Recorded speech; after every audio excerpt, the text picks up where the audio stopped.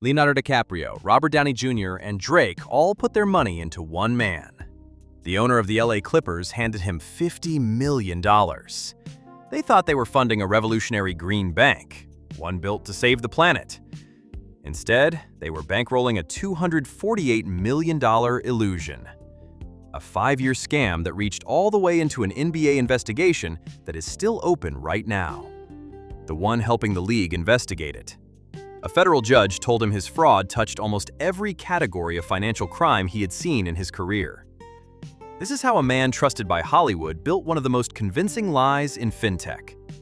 Joseph Sanberg told his own story well. The son of a single mom, he said, raised poor in California. He got into Harvard. From there, straight to Wall Street, where he became a founding investor in Blue Apron before he ever thought about banking. Then he walked away from Wall Street entirely and called himself an anti-poverty advocate. That part was not spin. He founded Cal EITC for Me, the campaign behind California's Earned Income Tax Credit. It put more than $2 billion back into the pockets of working families. A senior advisor to the governor called him the spark behind the whole program. In 2013, Sanberg teamed up with a Harvard classmate he had known for decades, Andre Cherney, a former speechwriter for Al Gore and Bill Clinton, who had helped Elizabeth Warren build the Consumer Financial Protection Bureau. A man who had helped design the federal agency meant to catch exactly this kind of fraud. Their pitch: the 4 biggest banks in America lent more than $240 billion a year to fossil fuel projects. Every customer with a checking account was quietly funding climate damage without knowing it. Aspiration promised something different. Refuse fossil fuel money. Let customers pick their own fee, even zero. Plant a tree with every purchase, tracked right inside the app. They called it the Anti-Wall Street Bank. They did not run it alone. Board member Ibrahim al-Husseini, a Palestinian refugee's son raised in Saudi Arabia, who came to the US for college and became an early investor in Tesla, Uber, and Bloom Energy, brought over 2 decades of climate investing credibility to the table. 3 credible men, 3 real track records. On paper, nothing about this company should have gone wrong. Celebrities did not just invest, they became the pitch. DiCaprio, Downey Jr., Orlando Bloom, Cindy Crawford, Drake, even eBay's co-founder, Jeff Skoll. Their names did what no ad campaign could. They made a fintech startup feel like a movement. The money followed. $870 million across 7 funding rounds. Bessemer Venture Partners, Oaktree Capital. By 2021, more than 5 million customer accounts, real people who moved their paychecks into a bank that promised never to touch oil or coal. Then Clippers owner Steve Ballmer invested $50 million of his own dollars. Aspiration and the Clippers announced a $300 million partnership. Aspiration even signed a deal to sell 6.5 million carbon credits to Meta. By August 2021, the company was headed toward a public listing valued at $2.3 billion. 6 months after the Clippers deal, Aspiration signed a $28 million endorsement contract with the team's superstar, Kawhi Leonard. On paper, it looked like the next natural step for a company on the rise. Behind the scenes, the money was already running out. So Sanberg and al-Husseini decided to make it up.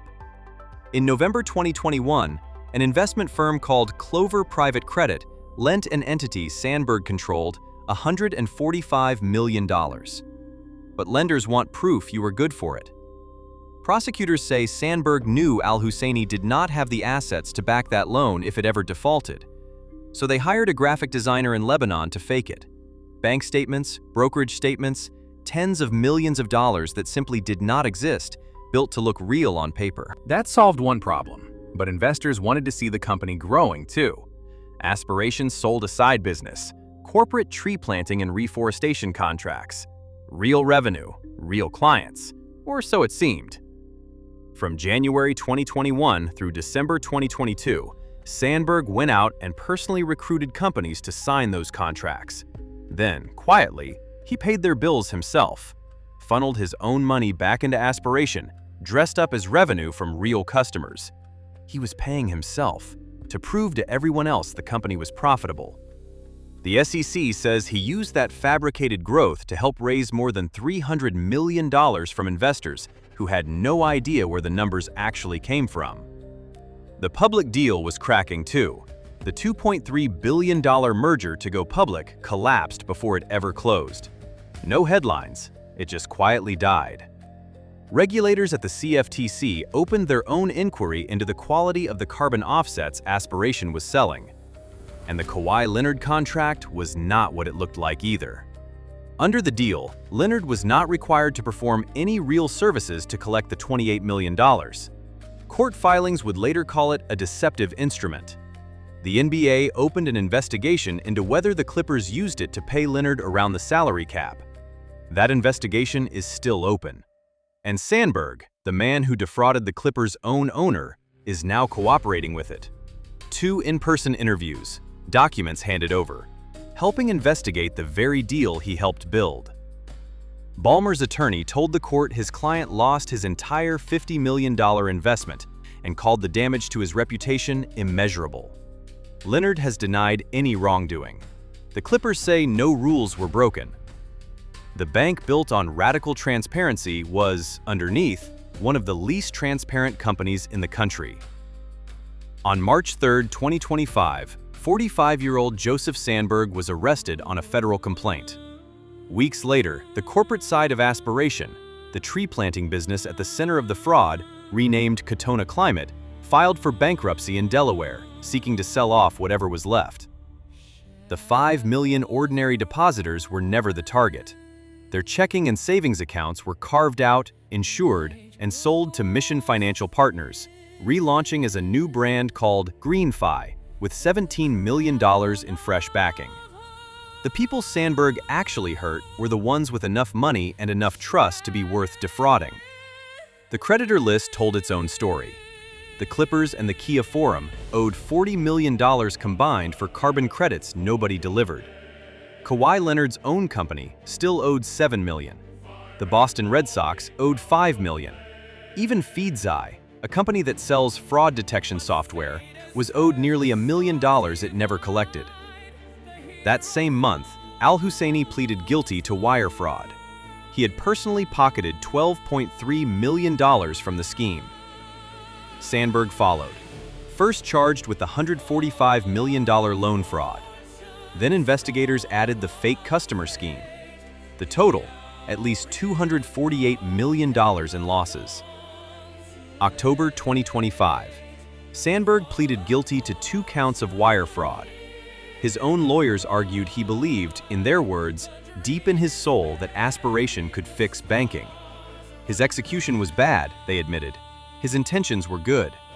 They pointed straight back to Cal EITC for me, to years spent fighting for people who had nothing. The judge did not see it that way.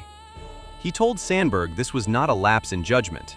It was, in his words, a calculated multi-year criminal enterprise, and Sanberg had gotten greedy and brazen the longer it worked. June 1st, 2026. 14 years in federal prison. 3 years of supervised release after. Forfeiture ordered, $6,650,000, against $248 million in losses. Most of that money is simply gone. Before the sentence came down, Sanberg spoke. He apologized. He said he had lost his own moral direction trying to keep the company afloat. By the end, his voice broke. It did not change the number. Ballmer filed his own victim statement. He wrote, Aspiration's founder, Joe Sanberg, engaged in fraud that injured many and eventually took the company down. Federal prosecutors were blunter. Sanberg, they said, preyed on investors and lenders who believed in his vision. The criminal case is not even the last of it. The SEC has its own case pending, seeking to bar Sanberg from ever serving as an officer or director of a public company again. One more door closing, slowly, behind a man who used to have every door open. The man who once had DiCaprio, Downey Jr., Drake, and an NBA owner behind him now has a 14-year sentence. Al-Husseini is still waiting on his, pushed to October 2026, facing up to 20 years. The NBA's investigation into the Kawhi Leonard deal is still open. partly built on information from the man who defrauded the team's own owner. A bank that promised to make finance honest needed a bankruptcy court, a federal indictment, an SEC case, a CFTC inquiry, and an active league investigation just to explain where the money actually went. It is incredibly easy to see a green logo and a few famous names and assume a company is doing the right thing. Sanberg weaponized exactly that instinct. He spent people's trust like currency, right up until the vault was empty. If you like to verify things yourself, the DOJ filings and the sentencing record are linked in the description. Go read them. A good cause is the perfect cover for a bad business. We take apart more of these untouchable empires every week on this channel. Subscribe so you catch the next one. And if this one kept you watching, leave a like on your way out.